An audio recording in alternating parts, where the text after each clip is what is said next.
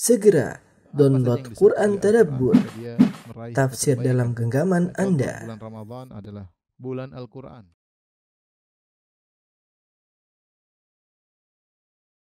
Assalamualaikum warahmatullahi wabarakatuh.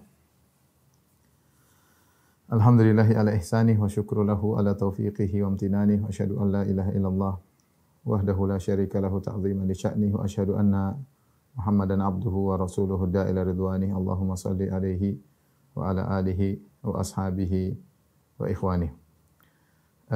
Para ikhwan, akhwat, bapak-bapak dan ibu-ibu yang dirahmati oleh Allah Subhanahu wa taala.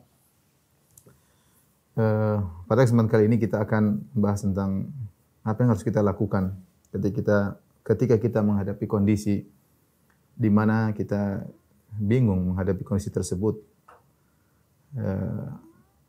Rencana tidak ada. Terus apa yang harus kita lakukan? Segala harapan dari sebab-sebab duniawi sudah pupus, ya.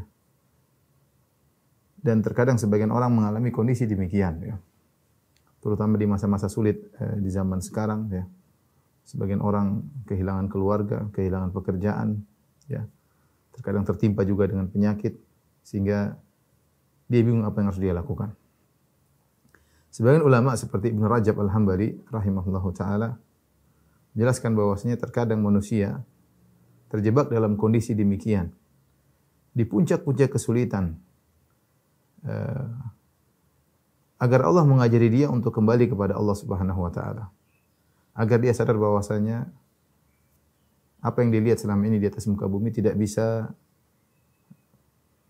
merubah kondisinya. Yang bisa merubah kondisinya hanyalah Rabbul Alamin. Ya.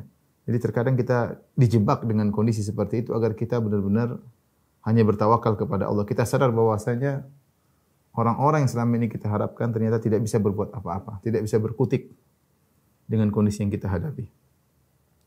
Bahkan perkara terkadang lebih menyedihkan ketika orang-orang yang kita harapkan ternyata meninggalkan kita, menjauh dari kita, tidak ingin tercipratkan dengan kesulitan yang sedang kita hadapi.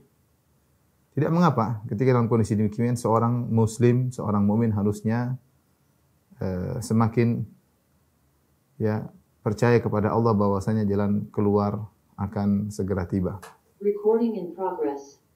Maka pada kesempatan kali ini kita akan bahas tentang apa yang dilakukan oleh seorang seharusnya ketika benar-benar di puncak-puncak kesulitan, seakan-akan segala jalan keluar sudah tertutup.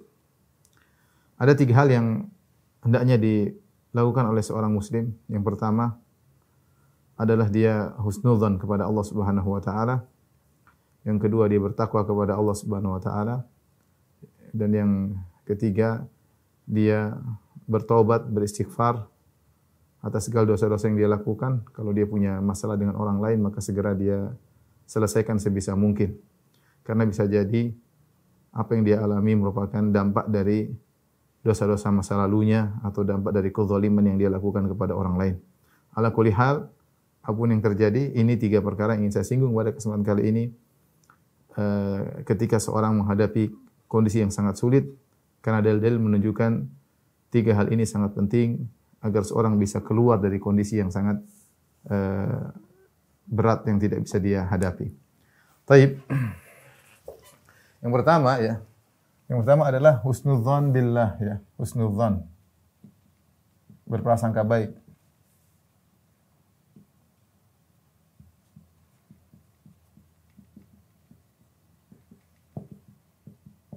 Allah Subhanahu wa taala memuji orang-orang yang berprasangka baik. Kata Allah Subhanahu wa taala, "Wa ahsinu innallaha yuhibbul muhsinin."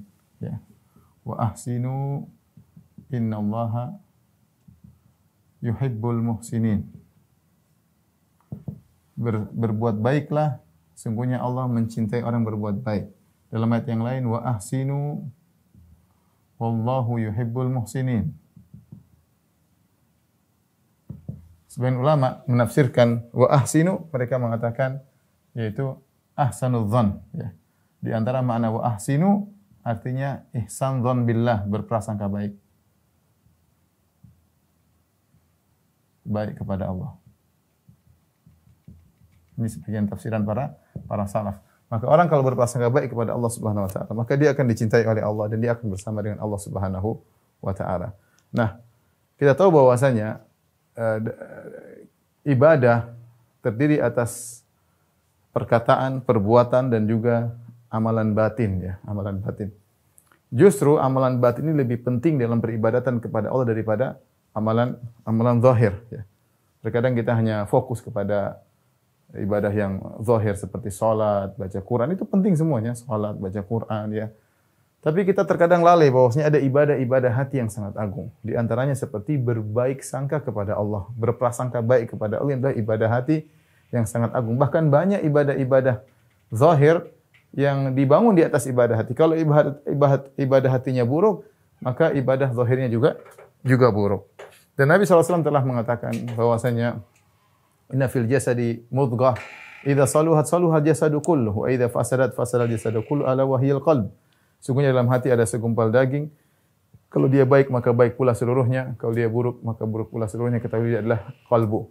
Maka ikhwan akhwat yang rahmatillah subhanahu wa taala, penting bagi kita untuk husnudzon kepada Allah ya ketika dalam kondisi sulit. Sungguhnya kita husnudzon, Rasulullah mengajar kita untuk husnudzon dalam banyak hal ya, dalam banyak hal. Di antaranya dianjurkan untuk husnudzon atau ditekankan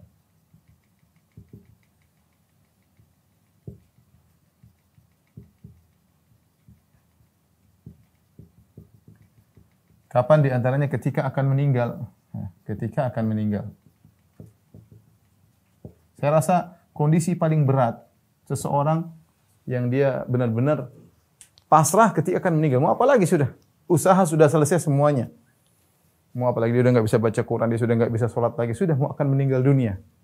Ya, namun ada ibadah yang agung hendaknya dia kerjakan di saat-saat puncak dari kesulitan tersebut adalah husnudzan kepada Allah Subhanahu wa taala. Jabir bin Abdullah radhiyallahu anhu berkata, "Sami'tu Rasulullah sallallahu qabla mautihi bi thalathati ayyam." Aku mendengar Rasulullah sallallahu sebelum meninggal 3 hari. Rasulullah sallallahu berkata, "La yamutanna ahadukum illa wa huwa yuhsinu dhanna billah." Janganlah sekali-sekali salah seorang kalian dari kalian meninggal dunia kecuali dia berbaik sangka kepada Allah Subhanahu wa taala ya. La yamutanna ahadukum illa wa huwa yuhsinu dhanna billah. Hadis riwayat Muslim. Jangan sekali-sekali meninggal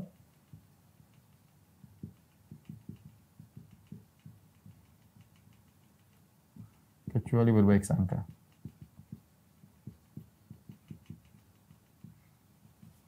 Ini kondisi saya rasa super sulit daripada kondisi yang kita hadapi sekarang.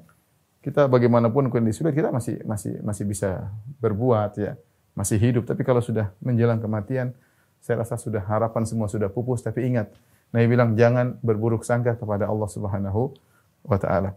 Kemudian tentunya di antaranya berbaik sangka kepada Allah Subhanahu wa taala ketika bertobat ya, ketika bertobat dari dosa. Ini juga butuh berbaik sangka. Makanya dalam hadis qudsi Allah mengatakan adnaba abdi dzamban. Hambaku melakukan maksiat. Ya.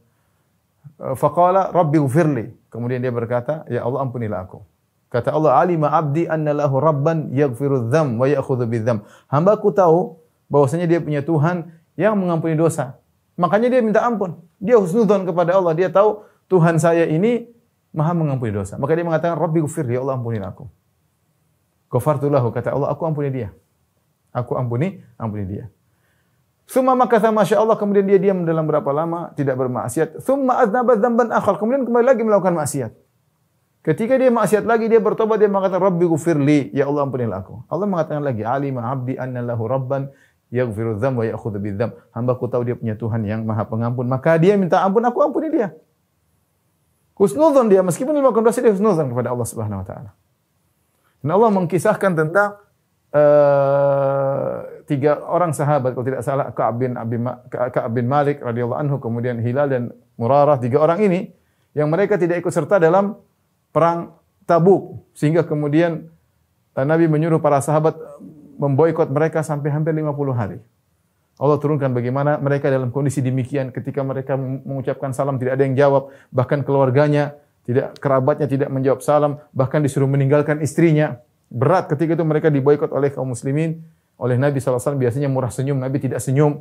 Terkadang senyum marah, ya, bukan senyum yang seperti biasanya, sehingga berat bagi tiga sahabat ini padahal mereka begitu cinta kepada Nabi SAW. Allah turunkan firman-Nya, wa ala thalathatil ladzina khulifu hatta idza dhaqat alaihimul ardu bima rahubat wa dhaqat alaihim anfusuhum wa dhannu alla malja'a minallahi illa ilaih thumma taba 'alaihim liyatubu.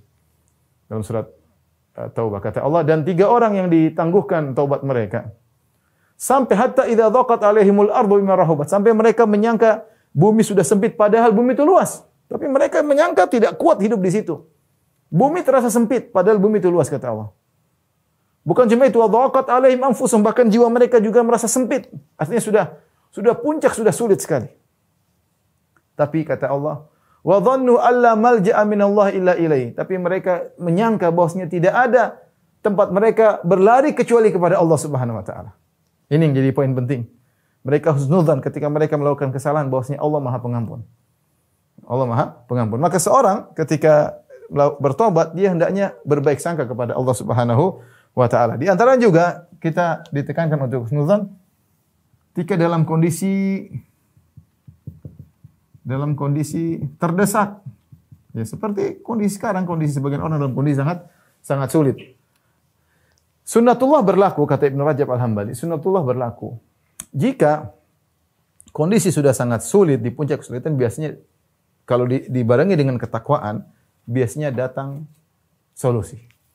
Solusi itu datang ketika di puncak-puncak kesulitan. Ya.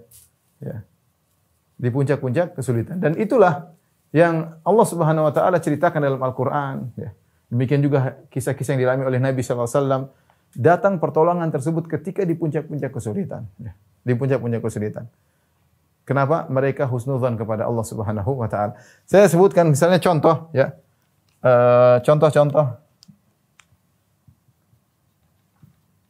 Contoh-contoh kisah akan hal ini. Seperti apa? Seperti misalnya kisah Ibrahim dan Hajar, ya. Alaihissalam dan Hajar. Ketika kisahnya ma'ruf, sudah sering sampaikan. Ketika Ibrahim kemudian mengantarkan Hajar dan putranya Ismail di tengah lembah kota Mekah yang tidak ada makanan, tidak ada tumbuhan, tidak ada air. Kemudian Ibrahim pulang. Meninggalkan mereka berdua, istri dan anaknya, dengan bekal satu tempat makanan, satu tempat air minum. Ketika Ibrahim pergi, maka Hajar istrinya mengejar. Dia mengatakan, ya Ibrahim, atutrukuna bihadzal wadi alladzi laisa fihi syai' wala ins wala syai'. Ya Ibrahim, kau tinggalkan istrimu dan anakmu di lembah ini yang kering, tidak ada air, tidak ada tumbuhan, tidak ada manusia, tidak satupun. Ibrahim tidak menjawab, dia terus melangkahkan kaki menuju ke negeri Syam. Hajar mengejar lagi. Ya, dia mendapati hal yang aneh dari suaminya. Dia mengatakan, ya Ibrahim, atatrukuna bihadzal wadi alladzi laisa fihi insun wala syai' wala zar' wala syai'. Ya Ibrahim, kau tinggalkan kami di suatu lembah yang tidak ada apa-apa. Ibrahim tidak menjawab sampai Hajar faham. Dia mengatakan, Allahu amaraka bihadza. Apakah Allah yang memerintahkan engkau untuk hal ini? Kata Ibrahim, na'am, benar Allah yang perintahkan. Apa kata Hajar ketika itu? Idzan la yudayyi'una. Kalau gitu Allah tidak akan meninggalkan kami.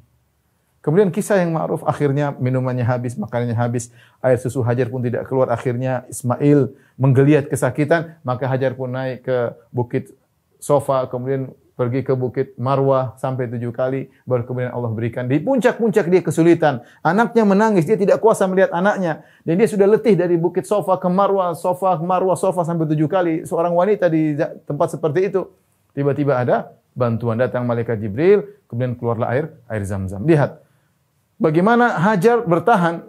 Dia mengatakan, idzan la yudayyi'una. Dia bertakwa, dia bilang Allah tidak akan meninggalkan kami. Ini yang perlu kita perhatikan, bagaimana bisa keluar perkataan idzan la yudayyi'una, Allah tidak akan meninggalkan kita. Kapan seorang bisa mengatakan Allah tidak akan meninggalkan kita? Ketika dia membangun ucapannya di atas ketakwaan.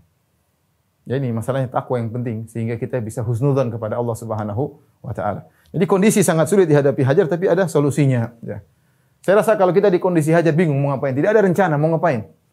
Tidak ada orang, tidak ada manusia, tidak ada kehidupan, tidak ada air, anak menangis, menggeliat. tapi ada Allah Subhanahu wa taala. Ada Allah. Terus berusaha tapi yakin ada yang di atas yang memperhatikan kita. Kemudian contoh yang disebutkan juga yang disebut dalam Al-Qur'an misalnya apa? Kisah Nabi Musa. Nabi Musa alaihissalam ketika sudah kejebak, ya, kata Allah Subhanahu wa taala, "Falamma tara al-jam'ani qala ashabu Musa inna lamudrakun." Tatkala dua kelompok sudah saling melihat, kelompok Musa dengan kelompok Fir'aun, ya, Fir'aun sudah mengejar dengan ratusan ribu pasukannya, Nabi Musa dan para sahabatnya dan pengikutnya sudah di depannya ada laut merah, tidak ada jalan keluar. Di belakang ada musuh, di depan laut merah, sementara ombak menghantam luar biasa sampai sebagian murid Nabi Musa berkata, "Innala mudrakun, wahai Musa, kita bakalan ketangkap." Sampai sebagian mereka mengatakan, "Wahai Musa, mana janji Tuhanmu? Mana janji Tuhanmu?" Tapi kata Nabi Musa, "Ya inna ma'i kalla, kita tidak akan tertangkap. Inna ma'i rabbi sayahdin." Allah akan beri petunjuk kepadaku. Lihat, kalau kita di posisi Musa ada bingung, enggak ada jalan keluar. Mau kemana? Tidak ada jalan keluar, depan laut merah, ombak begitu besar, di belakang pasukan. Tapi di saat-saat genting tersebut, Nabi Musa tetap husnudzan kepada Allah. Dan ketika seorang bisa mengatur hatinya, cukup dia husnudzan. Husnudzan dibangun ketakwaan, maka Allah akan berikan pertolongan. Cuma yang masalah kita tidak mau husnudzan kepada Allah. Suudzan kepada Allah Subhanahu wa taala. Suudzan kepada Allah Subhanahu wa taala. Jadi dalam kondisi, saya katakan tadi, sunnatullah berlaku ketika benar-benar dalam puncak-puncak kesulitan dan kita sudah tahu tidak ada satu manusia pun yang bantu kita, biasanya saat itu datanglah pertolongan. Saat kita yakin yang mengatur semuanya hanyalah Allah Subhanahu wa taala. Saat itu datang pertolongan dari arah yang tidak kita sangka-sangka. Contoh lagi Allah sebutkan dalam kisah Yakub, ya. Ketika anak-anaknya tertahan, Yusuf hilang entah sudah berapa puluh tahun, kemudian Binyamin ditangkap. Kemudian kakak mereka yang paling tua juga tidak mau pulang. Tiga anaknya tidak ketemu lagi dengan dia, tertahan di entah kemana. Yusuf entah kemana, Binyamin ditahan. Maka ketika itu Yakub alaihissalam semakin husnudzan kepada Allah Subhanahu wa taala dengan berkata, "Asallahu ayyatiyani bihim jami'an." Ini apa yang perlu kita perhatikan. Yakub alaihissalam kapan dia mengucapkan demikian? Asallahu ayyatiyani bihim jami'an. Semoga Allah mendatangkan 3 anakku kepadaku. Dia tidak pernah mengucapkan itu sebelumnya. Ketika Yusuf hilang, dia tidak mengucapkan hal tersebut. Ketika Binyamin hilang, kemudian kakaknya tidak bisa pulang, baru dia mengucapkan hal tersebut. Kenapa? Sudah di puncak-puncak kesulitan. Karena mereka tahu, orang-orang salihin tahu, ketika sudah di puncak kesulitan, mereka semakin meningkatkan husnudzan mereka kepada Allah. Bahwasanya Allah Subhanahu wa taala yang mengatur segalanya. Yang mengatur segalanya. Dan kisah-kisah seperti ini banyak. Nabi SAW juga ketika dalam goa bersama Abu Bakar sampai musuh-musuh sudah di depan. Kemudian kata Abu Bakar ketakutan, "Lau anna ahadahum absara ila tahti qadamaihi la absarana." Kalau salah satu dari mereka lihat ke bawah tentu lihat kita. Kata Nabi, "La tahzan innallaha ma'ana." Jangan khawatir, Allah bersama kita. Husnudzan. Lihat ketika Nabi SAW bayangkan di Taif, Nabi SAW berdakwah, kemudian diusir, dilempar dengan batu sampai kaki beliau berdarah. Kemudian beliau sampai orang bilang apa? Sampai tidak sadar berjalan saking sedihnya. Berjalan meninggalkan kota Taif. Tidak sadar. Falam astafiq inda qarnil Sa'alib. Ya. Kata Nabi, aku tidak sadar, tiba-tiba aku sudah suatu tempat namanya Qarnul Sa'alib. Tiba-tiba datang malaikat gunung. Diperintahkan oleh Allah untuk menawarkan kepada Rasulullah SAW. Lau syi'ta la'utbiqanna alaihimul akhsyabain. Wahai Muhammad, kalau kau mau, aku akan angkat 2 gunung, aku timpakan kepada mereka. Apa kata Rasulullah SAW? Ya. Jangan. Husnudzan kepada Allah Subhanahu wa taala dalam kondisi sulit, dalam kondisi dia di Mekah sulit berdakwah, ini ketika sebelum Nabi berhijrah. Kemudian kenapa Nabi ke Taif? Karena Nabi sudah sulit berdakwah di Mekah, kemudian Nabi pergi ke Taif berharap orang-orang Taif beriman, justru dia diusir, kemudian dilempar dengan batu sampai berdarah.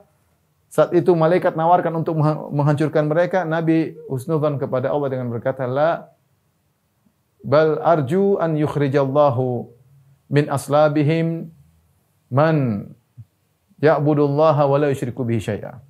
Aku berharap Allah mengeluarkan dari keturunan mereka orang yang beribadah kepada Allah dan tidak berbuat syirik sama sekali. Nah ini saat-saat kita husnudzan kepada Allah ketika dalam kondisi-kondisi terdesak. Ya. Dan ini semua adalah amalan hati. Kita tidak bisa husnudzan, sulit untuk husnudzan, kecuali kita yakin dengan tidak bisa husnudzan, berbaik sangka.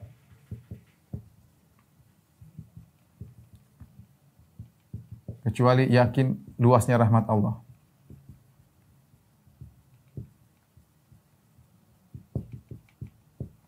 Yakin Allah melihat kita. Allah mengetahui kondisi kita.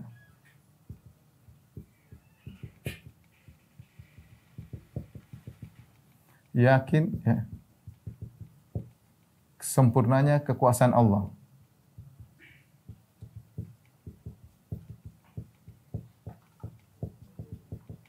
Nah, kita harus yakin ini semua baru kita bisa husnudzan kepada Allah Subhanahu wa taala, ya.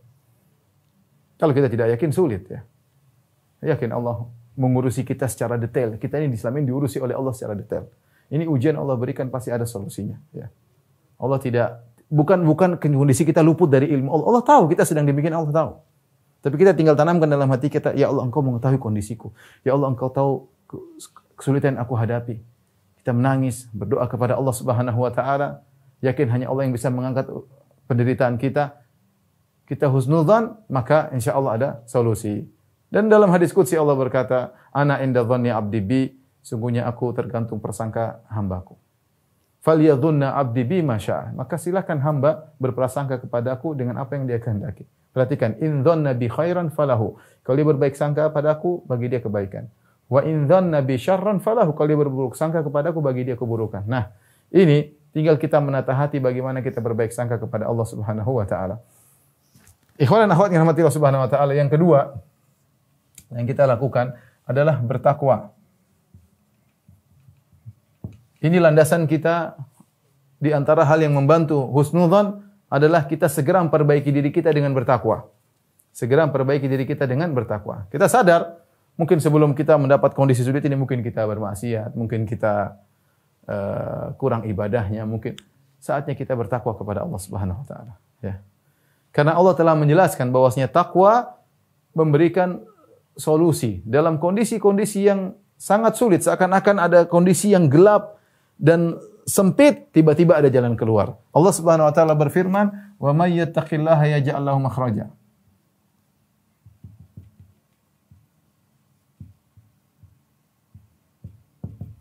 Siapa yang bertakwa, Allah berikan solusi. Ini janji Allah, harus kita percayai. Siapa yang bertakwa, maka Allah kasih jalan keluar. Allah beri jalan keluar. Dari sini kita pahami, jika tidak ada jalan keluar, mafhumnya, jika tidak ada jalan keluar, berarti kita kurang bertakwa. Berarti kita kurang bertakwa. Nah, maksud saya ketika kita menghadapi kesulitan, jadikan ayat ini sebagai solusi kita. Saya masih ingat ketika saya membaca sejarah Syekh Muhammad bin Wahab rahimahullah ta'ala ketika berdakwah kemudian diusir. Dia pergi sampai dalam perjalanan dia berkata, "Wa may yattaqillaha yaj'al lahu makhraja. Wa may yattaqillaha yaj'al lahu makhraja." Dia ulang-ulangi ayat tersebut karena dia yakin Allah akan berikan dia solusi. Sampai akhirnya alhamdulillah dia kembali. Dia berdakwah sampai terbentuk negara Arab Saudi. Dia di antara berjayanya negara Arab Saudi adalah sebagian dari pahala bagi Syekh Muhammad bin Wahab rahimahullah karena dia pendiri kerajaan Arab Saudi.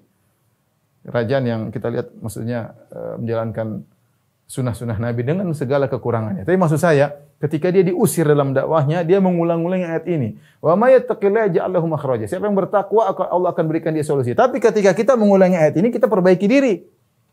Sadar diri agar Allah kasih solusi. Tapi kalau kita hanya baca, tidak kita amalkan, tidak berusaha bertakwa, maka sulit. Ya. Apa itu takwa? Takwa adalah anta ja'ala bainaka wa baina iqabillahi wiqayah. Engkau menjadikan antara neraka dan dirimu penghalang, yaitu meninggalkan kemaksiatan.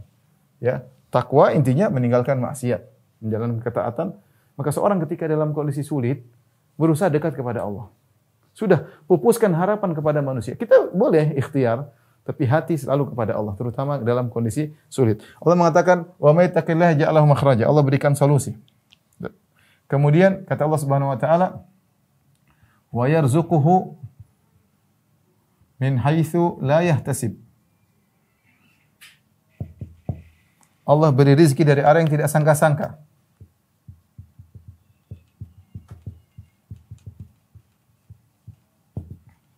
Tidak disangka-sangka. Allah mengatakan lagi, "Wa may yatawakkal 'alallahi fahuwa hasbuh." Wa may yatawakkal 'alallahi fahuwa hasbuh. Siapa yang bertawakal, Allah cukup baginya.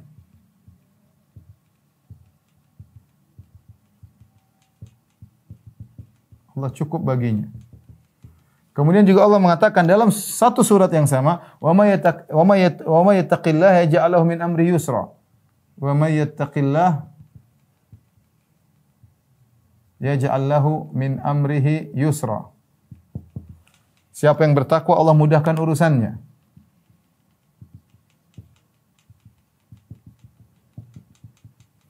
Allah mudahkan urusannya.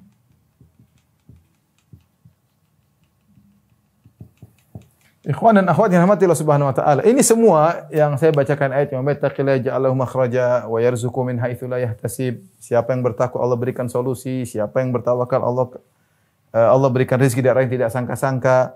Siapa yang bertawakal Allah cukup baginya, siapa yang bertawakal Allah mudahkan urusannya. Wa may yattaqillaha wa yu'dhim lahu ajra, dan Allah memperbesar pahalanya. Ini semua rentetan ayat-ayat dalam surat At-Talaq. Dalam surat At-Talaq itu surat cerai. Ya. Jadi ini ayat-ayat turun ketika Allah berikan sampel contoh tentang kondisi yang sangat sulit dihadapi oleh seorang.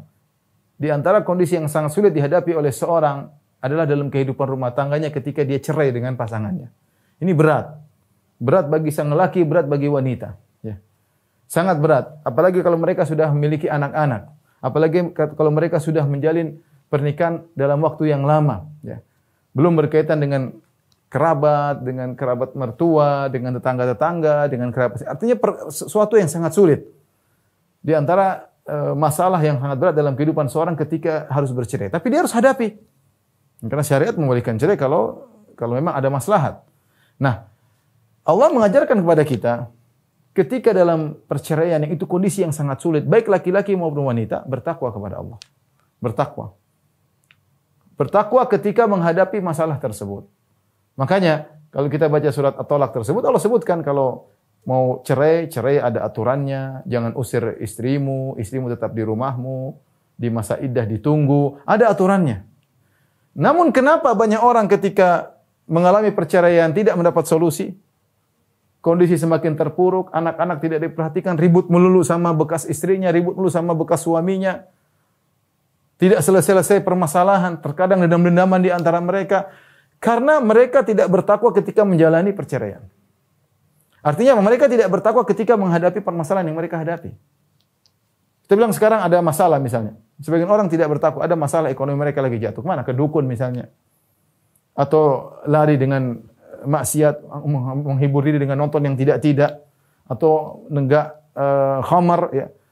Ada masalah, mereka tidak hadapi dengan ketakwaan. Harusnya kalau ada masalah, apa? Sudah. Bangun malam, hamparkan sajadah, sujud. Selesai, mau diapain? Terus mau kemana lagi? Ya. Mau kemana lagi? Mau telepon misalnya panglima, mau telepon raja, mereka juga sekarang menghadapi permasalahan. Kalaupun diangkat, mereka juga sedang banyak masalah sekarang, sedang banyak urusan. Hati masih berharap kepada manusia sulit. Anda bertakwa kepada Allah, serahkan hati kepada Allah Subhanahu wa taala. Minta, nanti Allah akan beri solusi dari arah yang tidak Anda sangka-sangka. Dan itu pengalaman banyak orang. Ya, pengalaman banyak orang. Yang jadi masalah ketika kita menghadapi permasalahan, kita tidak menghadapinya dengan ketakwaan. Ya. Harusnya kalau kita ada masalah, sederhana baca Quran. Ya. Kemudian sholat malam, berzikir kepada Allah Subhanahu wa taala, ada sisa sedekah, ya, seperti itu. Ya. Saya sering sampaikan, saya pernah ketemu dengan seorang, dia sampai operasi berulang-ulang sampai uangnya habis. Selagi pengajian waktu itu, dia kemudian bilang, "Ustaz, saya pernah mengalami seperti itu. Saya sampai divonis mati 3 bulan oleh para dokter. Ya. Duit saya sudah mau habis. Sudah, mereka sudah operasi berulang-ulang. Akhirnya mereka udah, kamu nggak bisa lagi 3 bulan lagi menurut perhitungan medis. Akhirnya saya ketemu dengan seorang kerabat, seorang wanita, dia berkata, "Sudahlah, sekarang serahkan kepada Allah Subhanahu wa taala. Sisa waktumu gunakan untuk puasa, salat malam, untuk sedekah." Dan saya lakukan, Ustaz. Dia bilang, "Saya lakukan, saya puasa ketika itu, kemudian saya salat malam, ada sebagian saya sedekahkan, saya sembuh akhirnya, sembuh tanpa operasi." Kapan kesembuhan itu Allah turunkan kepada dia? Tatkala dia benar-benar tahu bahwasanya yang menentukan segalanya hanyalah Allah Subhanahu wa taala. Tidak ada dalam hatinya pun ketergantungan kepada manusia sedikit pun. Itu ibadah yang sangat mulia ya. Jadi ikhwan akhwat yang rahmati Allah Subhanahu wa taala, kita semua ada masalah, terkadang masalah sangat berat. Kita bingung ini solusinya bagaimana. Susah, mau telepon siapa? Apalagi enggak punya nomor telepon kawan-kawan sudah. Ditelepon kawan-kawan matiin. Telepon kawan-kawan malah pura-pura tidak tahu ya. Mereka ingin berlari dari masalah kita, tidak ingin kecipratan. Mereka juga sulit. Mereka juga menghadapi krisis seperti kita misalnya. Ya. Kita tidak ingin dapat masalah seperti ini, tapi terkadang lewat dalam kehidupan kita. Maka jangan lupa husnudzon, bertakwa kepada Allah Subhanahu wa taala. Ya.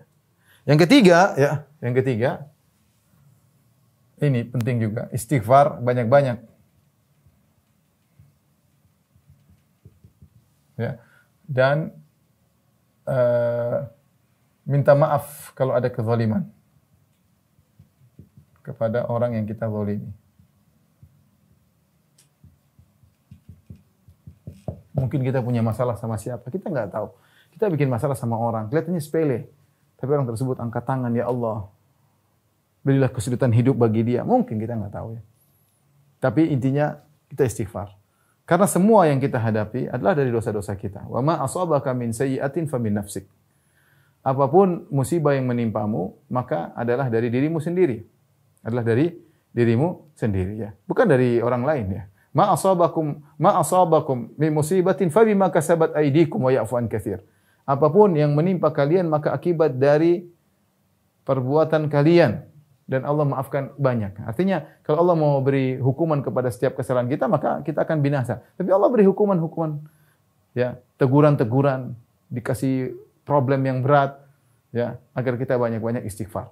Banyak-banyak istighfar. Dalam suatu riwayat disebutkan, "Man lazamal istighfar," barang siapa yang selalu melazimi istighfar, maka Allah menjadikan min dhiqin makhraja. Dari kondisi yang sulit Allah berikan apa? Solusi. Allah akan menggantikan min hammin faraja. Kesedihan Allah akan ganti dengan solusi ya. Ya. Ini meskipun riwayatnya lemah tapi maknanya benar. Bahwasanya istighfar akan menghilangkan segala kesulitan. Ya. Saya pernah baca di sebuah artikel ada seorang wanita, dia bilang dia ribut sama suaminya. Berat bagi dia masalah, suaminya pergi dari rumah. Apa yang dilakukan? Dia cuma duduk, dia istighfar. Astagfirullah, astagfirullah, astagfirullah. Sampai suaminya kembali lagi. Ya. Sampai suaminya kembali. Yakinlah bahwasanya apa yang kita hadapi ini dari dosa-dosa kita. Maka perbanyak istighfar. Kemudian jangan lupa cek benar-benar, minta maaf kepada orang yang kita zalimi. Coba kita cross check. Bisa jadi yang kita zalimi orang jauh, bisa jadi orang dekat. Orang jauh mungkin kawan-kawan, coba cek, mungkin ada bisnis atau apa, kita punya masalah.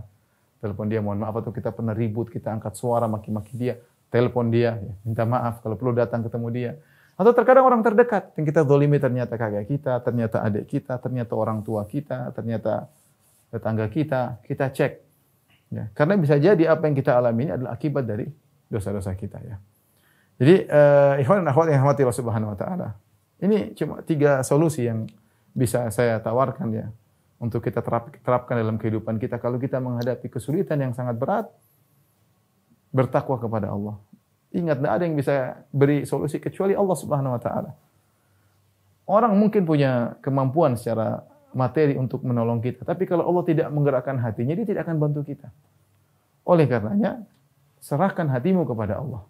Ya, saya sering bilang, selama kita masih bisa meletakkan dahi kita di tanah, insya Allah ada solusi. Ya. Sampai sebagian ulama mengatakan, kamu letakkan dahimu, sujud, curhat kepada Allah. Sebisa-bisanya. Jangan kau angkat kepalamu kecuali kau sudah lepas. Ya. Sudah lapang. Masa Allah enggak kasih solusi? Kalau kau bangun malam minta kepada Allah. Dan Nabi telah mengatakan yanzilu rabbuna tabaraka wa ta'ala hina yabqa thulutsal akhir minal lail. Allah turun ke langit dunia ketiga tinggal sepertiga malam yang terakhir. Fayaqul Allah berkata, "Man yad'uni fa astajib lahu." Siapa yang berdoa aku kabulkan. "Man yas'aluni fa utiya su'lah." Siapa yang minta kepada aku akan berikan permohonannya. "Wa man yastaghfiruni fa aghfir lahu." Siapa yang minta ampun akan aku ampuni. Orang semua sedang tidur, antum cari muka jam 2 malam. Menangis kepada Allah. Tiap hari antum seperti itu. Masa Allah tidak kasih solusi? Ya. Husnudzan kepada Allah. Ya. Yang menghadapi masalah lebih parah daripada antum banyak. Tapi mereka dapat solusi. Kenapa antum tidak? Antum ada masalah berarti. Minta antum suudzon kepada Allah. Mau berusaha husnudzan enggak bisa. Kenapa antum enggak bisa husnudzan? Antum ada masalah. Ada dosa-dosa hati. Ada dosa-dosa tatkala antum bersendirian. Perbaiki. Ada kesombongan, keangkuhan, perbaiki. Antum ada masalah. Karena kalau antum bertaubat pasti ada solusi. Kalau nggak ada solusi berarti ada masalah sama diri antum, sama diri kita. Oleh karenanya ini ya saya tidak bisa kasih solusi yang lain ya. Cuma ini husnudzan, bertakwa, istighfar sudah. Lazimi.